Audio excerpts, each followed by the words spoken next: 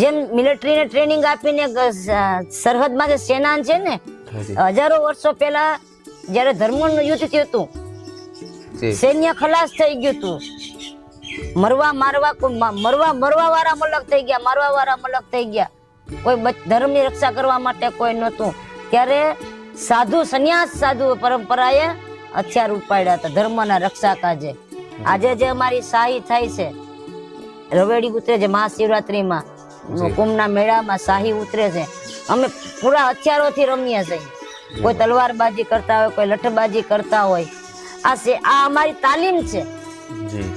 જેમ સરહદના સૈનિકને તાલીમ આપવામાં આવે, અમારા અખાડામાં અમને તાલીમ આપવામાં આવે છે. પણ હથિયાર અમારે ક્યારે લેવાનું? એક અમારા અમે જ્યાં રવેડીમાં શાહીમાં રમીએ, અમારા આનંદથી રમીએ, કોઈને મારવા નથી રમતા.